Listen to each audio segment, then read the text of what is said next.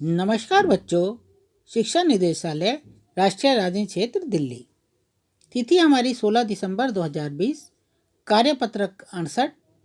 विषय गणित, कक्षा 10वीं। और आज का शीर्षक है बच्चों प्रायिकता पासों पर आधारित प्रश्न। क्या आप जानते हैं कि एक पासे में 6 फलक होते हैं जिन पर 1 से 6 तक संख्याएं लिखी होती हैं। पासा फेंकने पर 1 से 6 तक किसी भी संख्या के आने की संभावना समान होती है, जैसा कि हम लूडो के खेल में देखते हैं। इसका मतलब एक पासे को फेंकने पर 1 या 2 या 3 या 4 या 5 या 6 इन सभी घटनाओं के होने की प्रायिकता समान है, जो 1/6 है। एक पासे को एक बार फेंकने पर कुल 6 परिणाम प्राप्त होते हैं। देखो, परिणाम 1 की प्रायिकता क्या होगी? परिणाम 1 आने की प्रायिकता है 1/6, 2 की 1/6, 3 की 1/6, 4 की 1/6, 5 की 1/6, 6 की 1/6। अब आपको सब प्रायिकता को जोड़ोगे तो उनका योग कितना आएगा? 6/6 बराबर 1, है ना। 2 पासों के फेंकने पर कुल परिणामों की संख्या कितनी होगी? 36 होती है। सभी संभावित परिणाम उदाहरण 3 में दर्शाए गए हैं। अब उदाहरण 1 लेते हैं बेटा। एक पासे को एक बार फेंका जाता है। निम्न को प्राप्त करने की प्रायिकता ज्ञात कीजिए। एक अभाज्य संख्या, 2 व 6 के बीच की कोई संख्या और एक विषम संख्या। बेटा ऐसी क्वेश्चन हम 9th में ये कर चुके हैं। पासे को एक बार फेंकने पर कुल परिणाम है 1, 2, 3, 4, 5, 6, कुल 6 परिणाम है। अभाज्य संख्या क्या होती है? अभाज्य संख्याएं वो होती है यानी कि प्राइम नंबर्स। अभाज्य संख्या मतलब प्राइम नंबर्स हैं जो अपने अलावा किसी एक और अपने अलावा किसी से और से विभाजित ना हो, यानी उनके केवल 2 ही गुणनखंड हो। एक वो खुद संख्या और एक, यानी उनके 2 ही फैक्टर हो, 1 और जो नंबर है वो खुद। तो P एक अभाज्य संख्या है। कुल अभाज्य संख्या कितनी है? कौन सी है? 3 है। 2, 3, 5 है ना। कुल अभाज्य संख्या 3 है और कुल संख्याएं भी हैं हमारी 6। तो प्रायिकता हुई 3/6 और इसको काट दिया। 3 एकम 3, 3 दूनी 6। 2 और 6 के बीच संख्या है। 2 और 6 के बीच में संख्या कौन कौन सी होगी? 3, 4, 5। तो P मतलब प्रोबेबिलिटी, इंग्लिश में प्रोबेबिलिटी कहते हैं प्रायिकता को। 2 और 6 के बीच कोई संख्या, तो 2 और 6 के बीच कुल संख्या है स्थित 2 और 6 के बीच स्थित कुल संख्या है बटे कुल बराबर 3/6। फिर आ गया, अब है विषम संख्याएं। बेटा विषम संख्याएं वो होती हैं जो 2 से विभाजित नहीं होती, यानी ऑड नंबर्स। विषम संख्याएं क्या होती हैं? ऑड नंबर्स इंग्लिश में कहते हैं उसको, जिनका जो 2 से विभाजित नहीं होती। Number which are not divisible by 2। तो एक विषम संख्याएं होती हैं कुल, और सम संख्याएं क्या होती हैं? जो 2 से विभाजित हो जाती हैं, जैसे 2, 4, 6, 8, 10। ठीक है, यानी सम संख्याएं। इवन नंबर कौन से होते हैं? जो कि 2 से डिवाइड हो जाते हैं। सम संख्या क्या होती हैं? जो कि 2 से डिवाइड हो जाती हैं। और विषम संख्याएं जो 2 से विभाजित नहीं होती, यानी ऑड्स नंबर क्या होते हैं?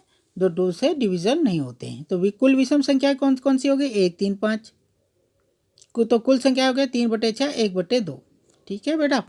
और बेटा जो एक है ना तो भाज्य ना अभाज्य संख्या।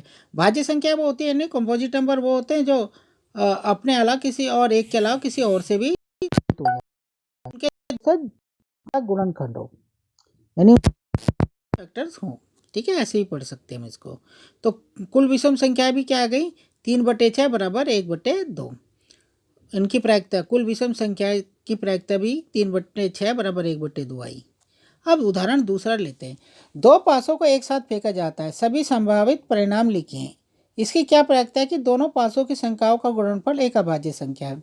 तो हम कुल 2 पासे में लेते हैं, तो बेटा हम पहले हमने एक डाइस ले ली, उसके नंबर जो परिणाम ऊपर लिख ले, 1, 2, 3, 4, 5, 6 ऐसे लिख ले। 1, 2, 3, 4, 5, 6 ऐसे लिख ले, और दूसरी के ऊपर से नीचे लिख ले 1, 2, 3, 4, 5, 6।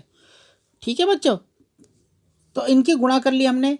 एक की ऊपर से करी 1 एकम 1, एक की से करी 1 एकम 1, दो ऐसी दो दूनी और इसकी एक की इसकी फिर 2 से करी इसकी।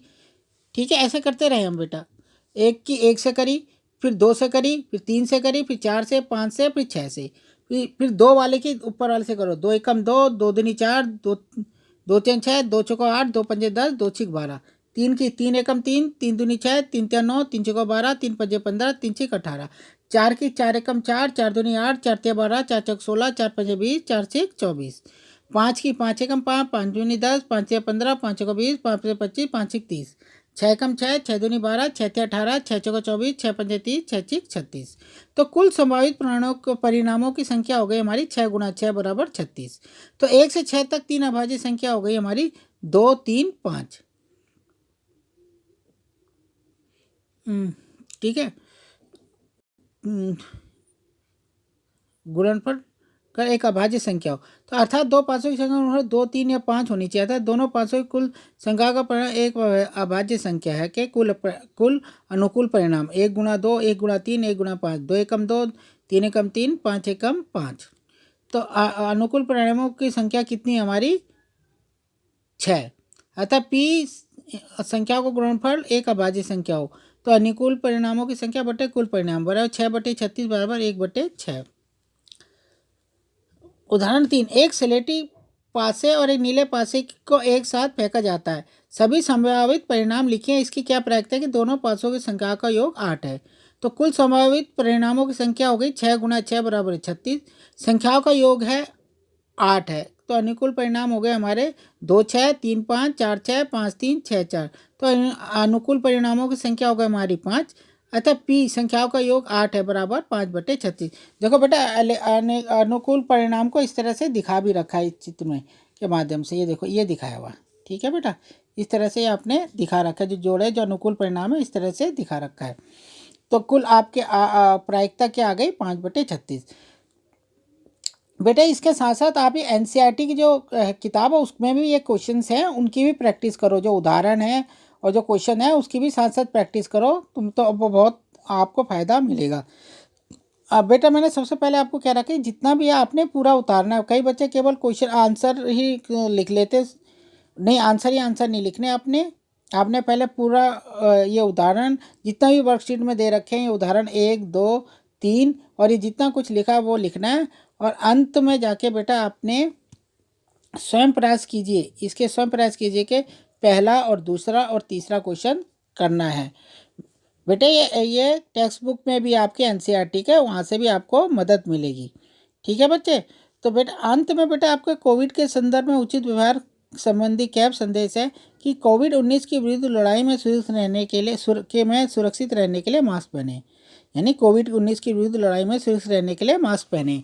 ये बात आप अपने साथियों, सगे संबंधियों, जितने भी जानने वाले उनको बताइए। और आप भी सुरक्षित रहिए और दूसरों को भी सुरक्षित रहिए और खुश रहिए। धन्यवाद।